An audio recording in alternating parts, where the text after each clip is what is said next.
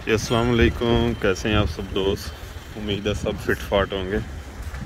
अच्छा जी, ये अभी मैं कंपनी से बाहर निकला हूँ, वर्क ख़त्म करके पार्किंग की तरफ जा रहा हूँ जहाँ पर गाड़ी लगी है। लेकिन ये देख सकते हैं कि किस कदर ठंडा मौसम होगा, क्योंकि एक फ़्लाइट फिर दोबारा आ रही है ना 24 को गालिबन। तो मौसम की देख लें, अल्लाह खैर करे। ये क्या सूरत हाल चल रही है। 17 को 10 को आई है, फिर 17 को आएगी, फिर उसके बाद 24 को मेरा ख्याल बनाएगी। तो काफ़ी लड़के इन फ़्लाइटों में आ रहे हैं। तो ये सूरत हाल है। ये देख लें, जो गाड़ियाँ जा रही हैं उनके ऊपर भी बर्फ़ जो है ना वो जमी हुई है। इस कदर ठंडा मौसम है। तो जो लड़के भी इन दिनों आ रहे हैं, क्योंकि काफ़ी लड़के आ रहे हैं, 80 लड़कों की फ़्लाइट हो रही है, 100 लड़कों की फ़्लाइट हो रही है। बल्कि मैं इंशाल्लाह जल्द कंफर्म करके आपको बताऊंगा कि अगली फ़्लाइट कितने लड़कों की है। मुझे कंफर्म नहीं हुआ, लेकिन काफ़ी ज़्यादा लड़कों की फ़्लाइट है, तो वो भी आपको बताऊंगा इंशाल्लाह जल्द। तो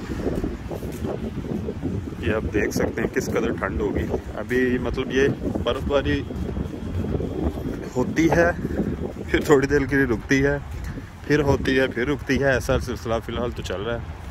मतलब कि कुछ दिन जो होते हैं वो वीक में बहुत ज़्यादा सर्द होते हैं, -10-12 तक, जो डिटेल अभी तक आ रही हैं जो हम देख रहे हैं। और कुछ में थोड़ा सा नीचे भी, थोड़ा सा बेहतर भी हो जाता है, लेकिन ओवरऑल तो बहुत ज़्यादा ठंड रहती है। ये हर तरफ देख लें, बर्फ़ ही बर्फ़ है। तो चूँकि ये जो सर्दी है, इसको आप नॉर्मल वे में नहीं ले सकते। जो भी नया लड़का आएगा इन दिनों में या इन सर्दियों में आएगा, तो इसको बिल्कुल सिंपल वे में कभी भी लेने की कोशिश ना करें। ये देख लें कि पैरों के निशान, मतलब कि इस हद तक जो है ना, मतलब ये 2-3 इंच जो है वो बर्फ़ जो है वो जमी हुई है ऊपर, मतलब कि ये पड़ी है आज जो।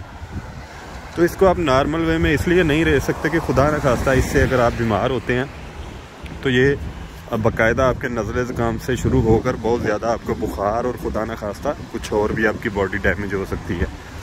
तो इसमें एहतियात सिर्फ एक ही है कि आपने गर्म कपड़े साथ में लेकर आने हैं। कोशिश करें कि अच्छी खुराक खाएं, वो भी बहुत ज़रूरी है। और गर्म कपड़े का ये मकसद ये है कि साथ भी लेकर आने हैं। और पाकिस्तान में तो इस वक्त अभी इतनी ठंड नहीं है जितनी यहाँ पर हो गई है। तो जब उधर से आएँ तो पहन कर भी आएँ। जब आप इंचन एयरपोर्ट पे लैंड करेंगे तभी आपको पता चल जाएगा कि मतलब कि ठंड की शिद्दत क्या है। तो उसके बाद जो है जनाब अली, क्योंकि आपने 2 दिन सेंटर में भी उधर ठहरना ना, फिर जब आप कोरिया आते हैं तो 2 दिन जब आप सेंटर में ठहरते हैं तो तब भी जाहिर सी बात है कि सुबह सुबह आपको उठाते हैं ट्रेनिंग के लिए, इन सब चीज़ों के लिए। इन दिनों जो फ़्लाइटें आएंगी तो वो ये सर्दी को ज़हन में लाजमी रख कर अपनी ज़रूरत की चीज़ें लेकर आएँ जो सर्दी में इस्तेमाल होने वाली है। गर्मियों की चीज़ें आप यहाँ से भी ले लेंगे तो कोई ऐसा इशू नहीं है। अभी बाकायदा मेरा हाथ जो है जमना शुरू हो गया, लेकिन मैंने कहा चलो एक वीडियो कम से कम छोटी सी कर दूं कि इस वक्त ये देख सकते हैं किस कदर जो मतलब बर्फ़ जमी हुई है।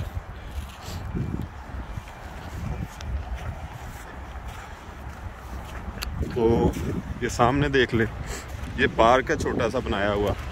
ये कंपनी एरिया के दरमियान में कोई एक्सरसाइज मशीन्स वगैरह लगाई हुई हैं। तो ये देख लें किस कदर बर्फ़ है। ये जो पार्किंग की तरफ रास्ता जा रहा है वो देख लें।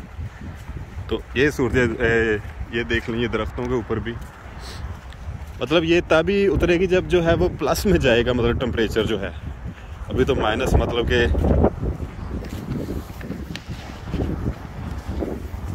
अभी जो सूरत हाल है ये देख लें कि दरख्तों के ऊपर भी, ये सामने देख लें, सब जो है बर्फ़ नहीं, जो बर्फ़ चादरी ओढ़ी हुई है दरख्तों ने भी हर तरफ। आगे पीछे जहाँ भी देखें, ये पार्क की सूरत हाल देख लें कि भाई यहाँ पे किसने अब जो है वॉक करनी है इस सूरत हाल में। तो ये हमारी पार्किंग आ गई है। तो बाकी मैं अभी तो सिर्फ मौसम के हवाले से बता रहा हूँ, क्योंकि बाहर ठंड बहुत है, मैं ज़्यादा देर वीडियो नहीं बना सकता। अदरवाइज़ मैं बहुत सारे लड़कों के जिनका वीज़ा आया वो अगला प्रोसेस भी जानना चाह रहे हैं। कुछ को नहीं पता होगा शायद, लेकिन मोस्टली तो OEC आपको अपडेट कर देता है।